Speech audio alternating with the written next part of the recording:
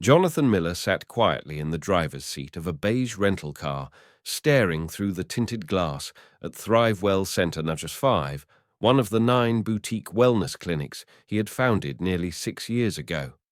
The chain had flourished on the promise of personalized care and genuine hospitality values he built into the company from the start.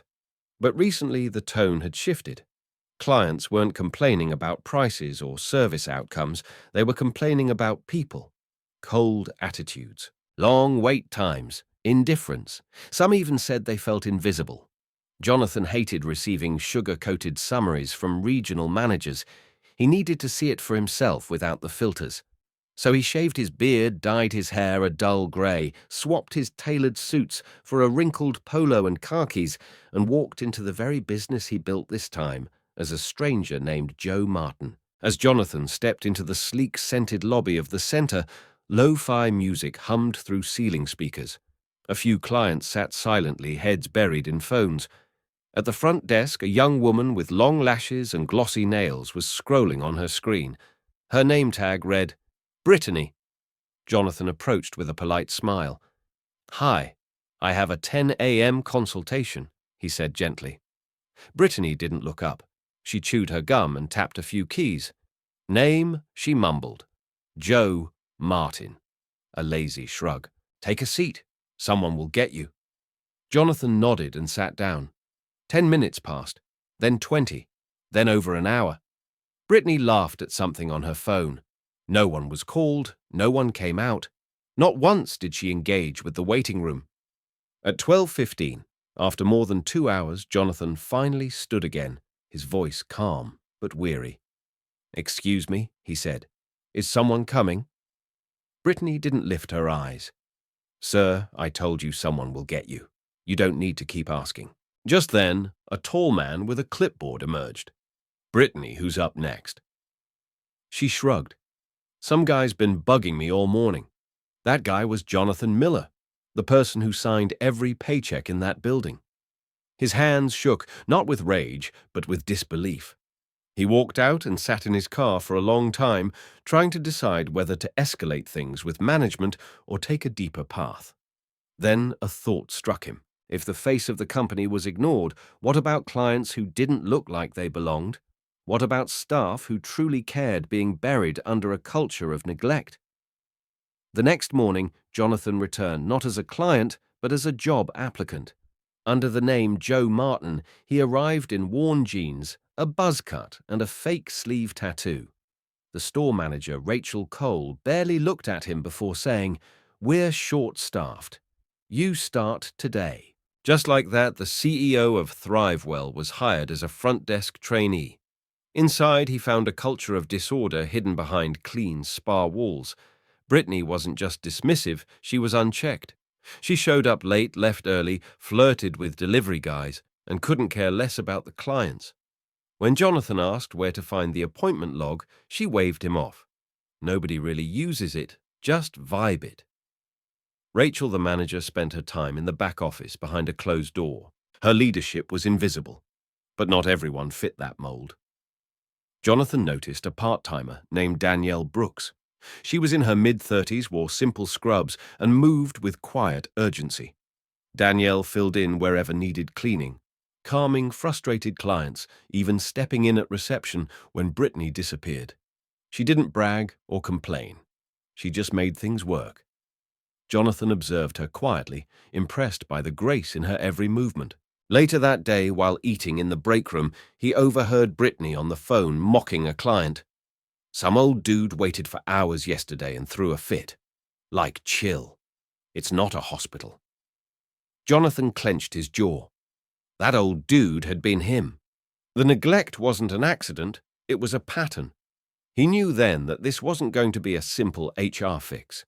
This was about respect, about a culture gone sideways. Jonathan decided to stay embedded in the shadows of the very company he created. He would listen, observe, and document everything. Not to punish, but to understand where they had gone wrong. And when the time came, he would return not as a passive owner, but as someone ready to lead to rebuild from the inside out. What he didn't know yet was that the heart of that rebuild wouldn't be himself. It would be Danielle, the woman quietly doing the work no one saw, while others scrolled past the very people they were hired to serve. Jonathan's first full day behind the front desk at ThriveWell Center Number 5 felt like watching a slow, controlled collapse in real time. From the moment he clocked in as Joe Martin, it became clear that Brittany's behavior the day before wasn't an exception, it was the rule. She strolled in at 8:22 a.m., sunglasses on, still on a personal call, loudly venting about clients like they were an inconvenience rather than the reason the business existed. Her iced coffee dripped onto unopened mail, and she barely acknowledged Jonathan's presence as she sat down, opened Instagram, and resumed scrolling as if she were lounging in her living room. No logins, no checking schedules, no preparation. When a soft-spoken older woman approached the desk with a printed appointment confirmation, Brittany didn't look up. "He's not here yet. Sit down. No empathy, no professionalism, just apathy in motion." Jonathan tried to tread carefully. He was supposed to be learning the ropes, but there was nothing to learn. No one trained him. When he offered to check the schedule for a client who had taken time off work, Brittany sneered, "It's at 8:30. That means it's at 8:30. Minutes later, the provider, Dr. Patel, emerged from the back, asking if the patient had arrived. Brittany shrugged and blamed him for not saying hello. Jonathan watched his stomach sinking. This wasn't just a matter of laziness, it was outright disdain. There was no urgency, no service mindset, and certainly no accountability. When he asked where appointment logs were kept, Brittany smirked. No one really keeps track. Don't worry about it. It became painfully obvious that the front desk, once the face of ThriveWell's brand, had become its weakest link. Behind the scenes, the leadership vacuum was equally glaring. Rachel Cole, the store manager, stayed tucked away in her back office, emerging only to bark orders without context. Her interactions were brief and cold, more about asserting control than offering guidance. When she passed Jonathan in the hallway, she barely glanced up from her tablet. "You're on towels today." "Danielle's got the desk," she said without stopping. When Brittany protested, Rachel didn't explain, she simply disappeared again. There was no team meeting, no training strategy, no visible structure to support new employees or hold existing ones accountable. Jonathan realized this wasn't mismanagement. It was disengagement, masquerading as authority. Rachel didn't know how things were running, and worse, she didn't seem to care. But in the middle of this chaos, there was Danielle Brooks. A part-time floater barely listed on the roster, Danielle moved through the clinic like a quiet force of nature. She wasn't loud or flashy. She wore plain scrubs, tied her hair back in a simple ponytail, and kept her tone calm even when dealing with the most frustrated clients. When a billing error caused a confrontation at the desk, it was Danielle who stepped in with a steady voice and quick solution. When a client was double-charged, it was Danielle who printed the visit. History explained the mistake and made the woman feel heard. She didn't seek credit. She didn't look to impress. She simply worked clearing up Brittany's messes, smoothing over client concerns, and doing it all without bitterness. Jonathan watched her with growing admiration. She treated every person like they mattered, regardless of status, appearance, or tone. When a man in a hoodie came in for an intake appointment and was immediately questioned by Rachel, Danielle calmly confirmed his referral and reassured him with a smile. "You're okay," she said softly. "She just likes to double-check." Moments like those revealed the true contrast. While Brittany and Rachel hoarded control and pushed people away, Danielle created space for clients to feel seen. She didn't need power to lead. She led through presence, reliability, and quiet compassion. Jonathan realized she was holding the entire operation together by threads no one else even noticed. By midweek, Jonathan had mentally documented every red flag. Brittany's refusal to help, Rachel's negligence, and Danielle's quiet heroics all painted a picture far clearer than any report ever could. He saw how toxic culture didn't just erupt, it decayed over time, fed by unchecked behavior and leadership that prioritized convenience over care. And yet, in the shadows of this dysfunction, there was Danielle, proof that integrity doesn't need a title. She wasn't trying to be seen, but Jonathan was seeing her. and deeply. The question wasn't whether change was needed. The question was how much longer good people like Danielle could keep things from falling apart. Jonathan knew the answer wouldn't come from a meeting, it would come from action. And soon he'd take it. By the end of his fourth day, Undercover Jonathan Miller had seen enough. He had spent nearly a week living inside the skin of a new hire, watching as clients were ignored, employees like Danielle were overlooked, and the heart of ThriveWell's mission was quietly eroding from within. His notebook was filled with time-stamped examples, Brittany refusing to page providers, Rachel dismissing clients with a tone that bordered on cruelty, and the complete absence of any real system of accountability. But the most telling moments weren't just in the overt failures, it was in the silence. No one stepped in. No one challenged the dysfunction. People like Danielle just kept showing up, doing the work. No one acknowledged holding the line, while those in charge looked the other way. Jonathan realized that change wouldn't come with another email or policy memo. It needed something louder. It needed truth. That Friday, Rachel called a mandatory team meeting in the cramped break room. The tone was as condescending as always. She talked about poor upsell performance, lagging metrics, and how some people were over-cleaning and wasting supplies. Danielle sat in the corner, her face calm but her eyes wary. Brittany sat at the far end, scrolling on her phone beneath the table.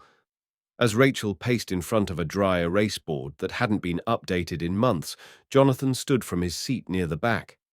"Actually," he said, his voice steady, "I'd like to speak." Rachel blinked. "This isn't a Q&A. Jonathan stepped forward and handed her a small envelope. "It's not a question," he said calmly. Rachel opened the envelope and began to read the letterhead. Her face drained of color. Slowly, Jonathan removed his glasses. "My name is Jonathan Miller. I own ThriveWell Centers." Silence swept through the room like a wave. Danielle's jaw tightened, though she didn't speak. Brittany looked up from her phone, suddenly aware. Rachel stood frozen, the paper trembling in her hands. Jonathan's tone didn't rise. It didn't need to. "I've sat in your lobby and been ignored. I've watched how you treat people, clients, staff, anyone who doesn't meet your definition of a premium customer. I created this company to care for people, not to judge them. And what I've seen here is in direct violation of everything ThriveWell was built to be." Rachel opened her mouth, but Jonathan held up a hand. "Don't speak. You've been warned before about your tone, your judgment, and your tendency to make good people feel disposable. That ends today." He turned to Brittany, who now looked visibly pale. "You've ignored clients, disrespected staff, mocked customers behind their backs, and refused to do the bare minimum of your role. You've had more chances than anyone deserves." At that moment, an HR representative who had quietly entered the room stepped forward. "Brittany, please come with me for a routine check-in." Brittany didn't protest. She packed her things in silence and walked out without a word. Jonathan then looked toward Danielle. "Danielle Brooks," he said, "you are the reason this location is still running. You've handled every challenge with professionalism and compassion. Effective immediately, you're the new assistant manager of ThriveWell Center NUF 5. For the first time in the meeting, Danielle's expression broke. Her lips parted, but she couldn't find the words. She simply nodded, her hands slightly trembling from shock. Turning back to the group, Jonathan addressed the room. "I want every employee who's been overlooked or dismissed to come forward. I want names. I want stories. I want to know who's kept this place afloat and who else we've let fall through the cracks. This is not about punishment. It's about responsibility. We can't sell wellness if we treat people like they don't matter." He paused, scanning the faces before him. This wasn't just bad management. This was a culture of neglect. And that ends now.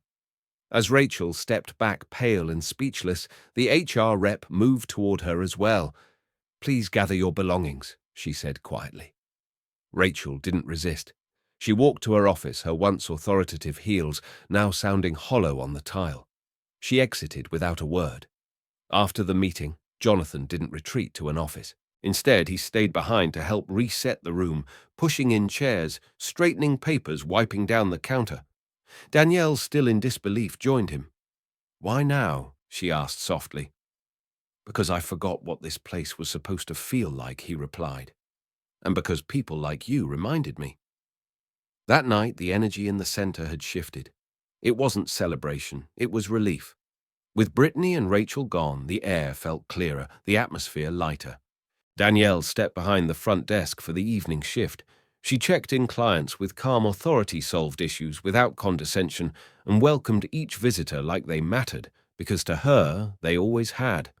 And now, finally, someone in power had seen it too. The following Monday morning felt like a soft reset, not just for the center, but for everyone inside it.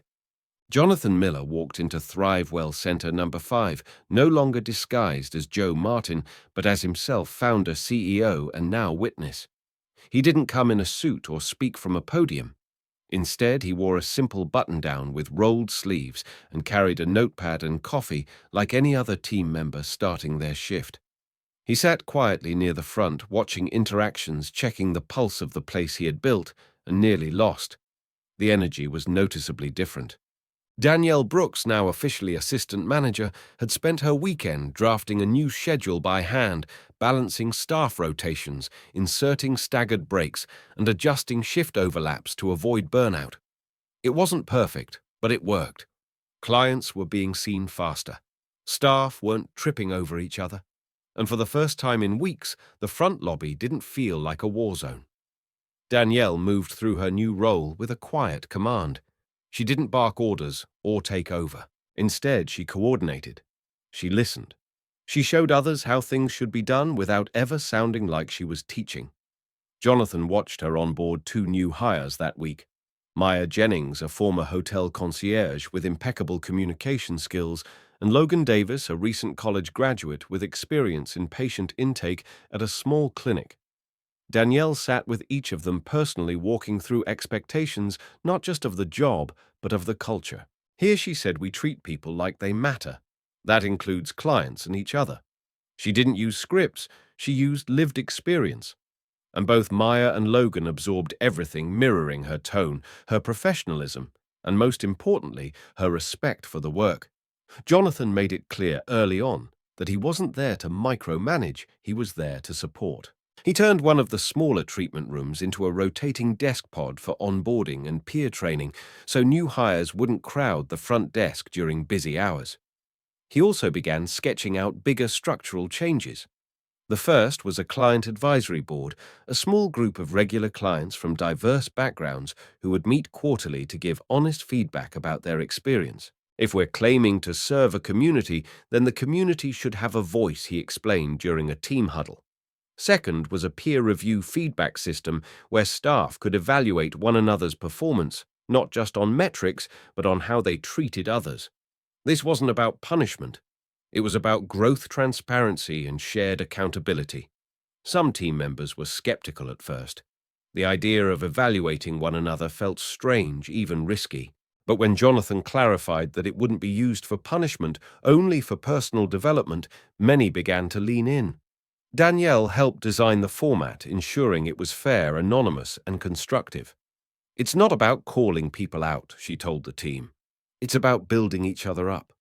The first round of feedback revealed simple truths: who was consistently helpful, who needed more training, and which systems were still confusing to navigate. With that insight, Danielle created a rotating mentorship buddy system where experienced staff like Shayla and Logan could guide newer hires through real-world challenges while reinforcing company values through action, not policy. Within 2 weeks, even returning clients noticed the difference. One older gentleman, Mr. Alvarez, paused in the lobby and looked around. "Feels warmer," he muttered. "Used to be you'd sit here 10 minutes before anyone looked up. Now you barely get through the door before someone offers water." Maya smiled and walked him to room 3, saying, "We're trying something new." Jonathan overheard the exchange and wrote a quick note in his journal: "Progress is felt before it's measured." Later that afternoon, Danielle approached him between shifts. "This client advisory thing, who's going to lead it?" Jonathan closed his journal. "You are. You know what this place needs better than anyone." Her brow furrowed. "What if I'm not ready?" He smiled. Then you'll learn by doing just like the rest of us did when we cared enough to try. The change wasn't overnight, but it was unmistakable. Staff who used to whisper their frustrations now offered ideas openly. Danielle no longer floated between chaos, she directed order. Jonathan stayed nearby, but always in the background, stepping in only when asked. His presence wasn't performative. It was intentional, a reminder that leadership starts with listening, that rebuilding culture doesn't happen from a distance, and that sometimes the best thing a leader can do is trust the people who've already been holding everything together. What began as a quiet return to the front lines had now become a movement, one led not by titles, but by the people who showed up every day, ready to rebuild something better. Together. By the end of the month, the air at ThriveWell Center Number 5 felt unmistakably different. The once cold, chaotic atmosphere had given way to a steady rhythm of care communication and quiet confidence. Clients weren't just checking in, they were smiling, engaging, staying. Employees no longer rushed past one another with their heads down. Instead, they shared ideas, checked in on each other, and took ownership of their roles. Jonathan Miller, though still CEO, had long stopped positioning himself as the authority in the room. He sat in the corner with his notepad, always observing, occasionally stepping in, and most importantly, listening. With the first full month of transformation complete, he knew it was time to take the next step, recognition not in the form of fanfare, but of meaningful personal growth. At the next team meeting, Jonathan addressed the group not from behind a podium, but from a chair beside them. He began with a simple statement. "You've all done something remarkable." Then, with no slideshow or HR jargon, he laid out the changes every current team member would receive: a performance bonus, not as a reward for numbers, but for endurance care and commitment through transition. More importantly, he announced the beginning of quarterly check-ins, not as performance reviews, but as growth sessions, where employees could reflect, share their goals, and help shape the future of the center. He also shared that Danielle Brooks, whose consistency and vision had helped turn the entire operation around, would begin training with ThriveWell's regional leadership team for a senior management track. Danielle didn't respond with excitement. She simply nodded, a quiet acknowledgement that her work had spoken for itself. That Friday evening, as the last client left and the center lights dimmed, the entire staff gathered in the break room for a team dinner. Jonathan had ordered food from a locally owned Caribbean restaurant: jerk chicken, coconut rice plantains, and ginger tea. There were no cameras, no press, no speeches prepared. Just a table full of people who had weathered something together. They ate in shifts, laughed over stories from the past month, and even teased Logan for accidentally double-booking the salt scrubs the week before. When dessert arrived, Jonathan stood not to command attention, but to offer gratitude. "I know these last few weeks haven't been easy," he said. "You've held this place together while the structure was still catching up. That deserves more than a thank you. It deserves trust. Real trust." No applause followed, just nods, small smiles, and the kind of silence that meant people were genuinely moved. Danielle stood briefly and said only, "I didn't do this alone. We all showed up when we could have walked out." That one sentence was enough. Because it was true. The transformation hadn't come from one hire, one policy, or one moment. It had come from 100 small decisions made by people who chose to care even when no one was watching. As the team began to leave for the night, Jonathan and Danielle stayed behind to close. They wiped down counters, stacked chairs, and straightened magazines on the lobby table. There was no delegation, no hierarchy. Just two people shoulder to shoulder, closing a space they both now believed in again. As Danielle locked the front door and handed Jonathan the final checklist, he turned to her. "It's not perfect yet," he said. She nodded. "No, but it's finally something worth building on." Outside, the air was cool and quiet. The parking lot was nearly empty, but for the first time, neither of them rushed to their cars. They stood for a moment under the soft glow of the entrance light, looking back through the glass. What they saw wasn't just a business. It was a living reflection of what happens when leadership returns to the floor, when dignity becomes policy, and when people are allowed to lead from wherever they stand. In the weeks that followed, ThriveWell Centers adopted many of the systems piloted at Center Nav 5. Client advisory boards were formed at other locations. Peer feedback loops were introduced.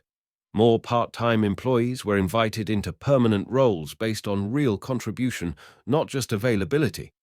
Danielle's voice became central in strategy meetings across the region. Her input wasn't token, it was foundational. And Jonathan? He made it his routine to visit one center per week unannounced, not to check compliance, but to reconnect with the reason he started this company in the first place. The change wasn't perfect, but it was honest, and that at last was the new standard. If this story moved, you don't keep it to yourself. Subscribe to Deep Inside HQ for more powerful human-driven stories that uncover truth, celebrate resilience, and inspire change from the ground up. We share real lessons from workplaces, communities, and everyday people who choose integrity over convenience. If you believe leadership should start with listening and that culture is built from the inside out, then this is your space. Join the movement. Watch, reflect, and share. Let's rebuild what matters, one story at a time.